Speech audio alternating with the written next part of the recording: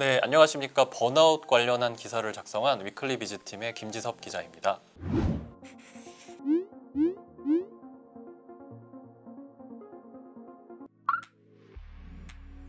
네, 번아웃이라는 거는요, 업무를 보시면서 여러 가지 스트레스도 받으시고 야근도 잦아지고 심지어는 주말 근무도 해야 되고 스트레스가 너무 과중하다고 했을 때 어느 정도 시간이 지나면서 버티다가 더 이상 아무것도 하지 못하게 되는 상황에 이르렀다. 번이라는 게 타다라는 뜻이잖아요. 회사에 자기를 다 태워버리고 그냥 쟤만 남아버린 상태? 일도 그렇고요. 일에 대한 의욕뿐만 아니라 그 삶에 대한 의욕까지도 좀 꺼져버리는 경우를 번아웃이라고 하는데요. 번아웃에 걸리면요, 이제 다양한 양상들이 나타나거든요. 모든 사람들이 동일한 상태가 되는 게 아니라 어떤 사람은 우울이 되게 커지신다거나 삶에 대한 불안, 미래에 대한 불안 커질 수도 있고요. 수면의 장애를 겪으시는 분들도 계시고요. 그래서 보통은 이제 우울증이라든지 불안 증세, 밤의 불면증 이런 것들이 겹쳐서 나타나는 경우가 많다라고 전문가분들이 많이 말씀을 하세요. 세 가지가 다 동반되는 경우도 흔하고 각기 다른 양상으로 나타난다. 이렇게 생각하시면 될 것 같습니다. 실제로 포티파이라고 하는 스타트업이 있거든요. 그 디지털 멘털 케어를 진단해주고 또 이제 컨설팅도 해주고 이러는 스타트업인데요. 이 포티파이하고 저희가 이번에 직장인 1000명 정도를 대상으로 설문을 했었어요. 그거를 기반으로 기사를 쓴 건데 거기에 이제 우리나라 직장인의 절반 이상이 지금 번아웃에 걸려 있다. 그리고 그 중에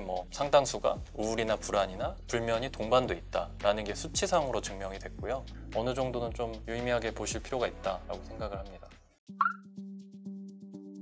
이제 번아웃은 30년 전, 40년 전에도 있었어요. 근데 그때는 단지 번아웃이라는 용어가 많이 쓰이지 않았었을 뿐이지, 근데 이제 지금의 양상은 번아웃이 확산되는 범위가 그때와는 다르게 굉장히 확장적이거든요. 2010년대로 접어들면서 이제 MZ세대를 중심으로 해서 번아웃이 굉장히 활발히 논의되고 있다라고 보시면 될 것 같아요. 기성세대들도 번아웃에 걸리지 않았던 건 아닌데 예전에는 번아웃이라는 거를 인지하지도 못했었고 지금은 스스로 번아웃이라는 게 무엇인지 모두가 인지하고 있다 보니까요, 적극적으로 해결하려고 하고 싶어하는 그런 분들이 많아졌고 또 직장에서도 그런 분들의 실체를 확인하게 되다 보니까 적극적으로 문제 해결에 나서야겠다라는 식의 접근이 이루어지고 있어요. 번아웃이 오면은 번아웃에 걸린 상태로 그 직장을 계속 다니시는 분들도 계시지만 그게 어느 시점에 이르러선 당연히 참을 수 없는 상황이 되겠죠. 그러면은 퇴사를 하신다거나 이직을 하신다거나 그런 적극적으로 개선 행동을 하시는 분들이 있고요. 또 상당수는 요즘에 이제 많이 유행하는 말인데 quiet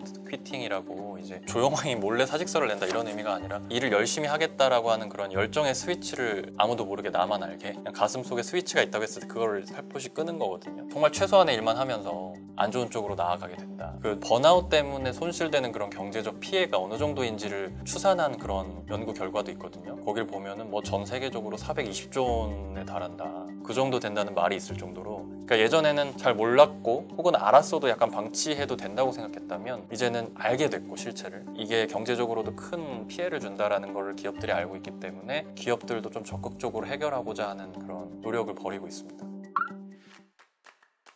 네, 그래서 이번 설문에서 저희가 특히나 인상 깊게 봤던 거는 번아웃에 취약한 그룹이 있다는 거를 저희가 확인을 할 수 있었거든요. 어떤 그룹이 번아웃에 잘 걸리는가를 한번 자세히 살펴봤더니 남성보다는 여성이 걸릴 확률이 통계적으로도 높았고요. 그리고 연령대 중에서도 30대가 가장 취약했고요. 20대랑 40대랑 50대는 큰 차이는 없었어요. 그리고 스타트업이 아닌 대기업, 중소기업, 일반 기업들 이런 데 다니는 직장인들이 더 번아웃에 취약했어요. 그리고 또 급여가 적을수록 그리고 직급이 낮을수록 번아웃에 취약하다는 것이 확연하게 좀 드러났어요.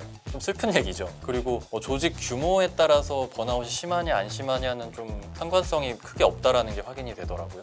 정리를 하면은 30대이면서요, 여성이면서 그리고 스타트업이 아닌 직장에 다니면서 직급이 낮고 급여가 적은 번아웃 취약군이 도출이 되는 거죠. 그리고 또 재미난 특징 중에 하나가, 우리가 이제 번아웃을 일으키는 요인 중에 하나가 일을 너무 많이 시킨다, 밤샘 근무를 하거나 주말 근무를 하거나 이렇게 일을 생각보다 너무 많이 하게 되는 조건에 놓였을 때 번아웃이 잘 걸릴 수 있다라고들 많이들 생각을 하시는데 틀린 말은 아닌데 일을 많이 시키는 것보다 더 심각한 문제가 있더라고요. 그러니까 설문에서 나타난 건데 일을 많이 시키는 것도 안 좋긴 한데 문제는 일이 불분명할 때, 그러니까 내가 어떤 일을 해야 되는지에 대한 명확성이 떨어지는 거죠. 그러니까 업무 분장이 잘 안 돼 있는 거예요. 어떨 때는 이런 일을 시키다가 어떨 때는 이런 일을 하라고 하고, 이건 내 일이 아닌데 갑자기 나한테 시키거나, 내가 원하는 직무는 이런 건데 이런 일을 더 열심히 잘할 수 있는데 회사에서 뭐 이러저러한 이유 때문에 당신한테는 이런 일을 해라라고 요구를 하는 거죠. 그래서 정리를 하면은 저희가 이게 조금 어려운 용어로 직무 부하를 일으키는 요소가 양적인 것이냐, 근무의 시간이 절대적으로 많냐, 아니면 질적 직무 부하를 일으키는 것이냐, 업무 분장이 제대로 안 돼 있다거나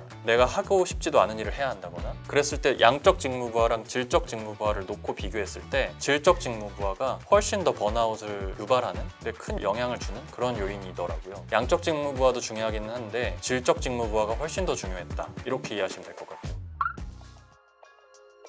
이 번아웃에 취약할 수밖에 없는 조건에 놓여 있음에도 번아웃을 이겨내시는 분들도 분명히 있어요. 그래서 이분들은 도대체 어떤 특성이 있는지를 저희가 본 거예요. 3가지 특징이 있었어요. 하나는 리더십, 두 번째는 자율성, 그리고 세 번째는 존중. 그러니까 리더십이라는 건 뭐 팀장이나 부장, 아무튼 리더들이 충분히 납득할 만한 지시를 하거나, 그리고 합리적으로 항상 의사소통을 하시거나, 그리고 두 번째는 자율성이거든요. 자율성이라는 거는 내가 얼마나 직장 내에서 높은 자율성을 가지고 있느냐, 내가 연차를 큰 눈치 보지 않고 자유롭게 쓴다거나, 조퇴를 해야 되거나 몸이 안 좋을 때 충분히 쓸 수 있다거나, 뭐 이런 것들이 다 자율성의 영역에 들어가겠죠. 그리고 마지막은 존중이거든요. 얼마나 조직 내에서 직급이 차이가 나더라도 수평적으로 의사소통을 할 수 있느냐. 그래서 이 3가지 특징을 가지신 분들이 더 이제 번아웃에 강한 것으로 확인이 됐어요. 그렇다면 기업 입장에서는 지금 지상 과제가 뭘까요? 급여를 올리는 게 기업 입장에서도 되게 쉬운 일이 아니고, 그러니까 이런 걸로 해결을 단번에 해줄 수가 없는 거잖아요. 우리 회사 내 리더십 여건이랑 자율성 여건이랑 존중 여건이 어느 정도 높은 수준에 있느냐, 아니면 어느 정도로 형편이 없느냐를 이제 확인을 해서 개선하는 작업을 하셔야겠죠. 당연히 복지가 좋아지고 급여가 올라가고 뭐 자유롭게 좀 더 근무를 하라고 하는데 그거를 싫어하실 분들은 많지 않을 거예요. 그거에 앞서서 먼저 개선해야 될 게 리더십, 자율성, 존중의 영역 같은 걸 체크를 해봐서 그거를 진짜 제도적으로 개선을 해야겠다라고 하면은 월급을 올려주는 것보다 오히려 더 큰 효과가 있을 수 있는 거죠. 그걸 대표적으로 보여주는 게 이제 글로벌 기업들의 행보예요. 뭐 예를 들어서 어도비 같은 기업은요, 실시간 채팅 창구 같은 걸 만들었다고 해요. 실시간으로 계속해서 의견을 접수를 받고 있다고 하고요. 그리고 뭐 시스코나 아디다스 같은 회사 같은 경우는요, 직원 대상으로 설문을 수시로 한다고 해요. 문제점을 그때그때 파악을 하고 바로바로 개선하고, 이런 식으로 글로벌 기업들도 번아웃에 빠지는 직원 수를 최대한 줄이기 위해서 노력을 되게 부지런히 하고 있습니다. 번아웃은 상당수 직장인이 빠질 수밖에 없어요. 빠졌을 때 어떻게 쉽게 빠져나올 수 있느냐의 차원에서 접근해야 된다고 생각하거든요. 말씀드렸던 리더십 영역, 자율성 영역, 존중 영역 같은 것들은 개인이 할 수가 없잖아요. 이게 뭐 어떻게 보면 사실 뻔한 얘기일 수도 있는데, 계속해서 업무 쪽으로 나를 몰아붙일 수 있는 거는 진짜 내적 동기에 의한 동기부여라고 저는 생각하거든요. 내가 하는 이 일이 비록 힘들고 지루하고 뭐 그렇다 하더라도 내가 원하는 어떤 인생에서의 방향이나 롤모델 같은 모습이 있는데 그쪽 방향으로 내가 나를 발전시키고 있는 것이다 라고 생각할 때 진정한 동기부여가 되는 것이 아닐까라는 생각을 해요. 근데 만약에 이렇게 스토리를 내가 만들어 봤을 때 그림이 그려지지가 않는 일도 있을 거예요. 그런 일들에 대해서까지 저는 참고 하라고는 저는 절대 못할 것 같고요. 자기를 조이지 마시고 그냥 일은 일대로 어느 정도 하면서 일 끝나고 이제 남는 시간을 활용을 잘 해서 사이드 잡을 가져보거나 플랜 B를 갖는데 시간을 투자해보거나 그렇게 해서 해결을 하시면 되지 않을까. 그러니까 뭐 누구나 슬럼프나 번아웃이 있죠. 저 역시도 슬럼프가 당연히 있었던 것 같고, 힘들 때는 또 무진장 힘들었고, 그때는 그 나름대로 되게 고통스러웠지만 어떻게든 극복해보고자 노력했던 것 같아요. 그냥 그 상황이 나에게는 좀 도전적인 과제가 주어졌다거나 그런 식으로 스스로 설득하려고 노력했었던 것 같아요. 이걸 끝내고 났을 때는 엉뚱한데 에너지를 쏟고 있지는 않다라는 스스로의 설득 과정 같은 게 있었던 것 같고, 그렇다고 해서 괴로움이 막 완전히 씻은 듯이 사라지는 건 아니었지만 버틸 수 있었던 것 같고, 그래서 버텨낸 내 자신이 분명히 성장했다는 생각은 들더라고요. 무기력에만 빠지지 마시고 적극적으로 좀 계속해서 자기 자신을 탐구하고 또 다른 거에 시도해 보시면서 슬기롭게 극복을 하셨으면 좋겠습니다. 예, 지금까지 위클리 비즈팀의 김지섭 기자였습니다.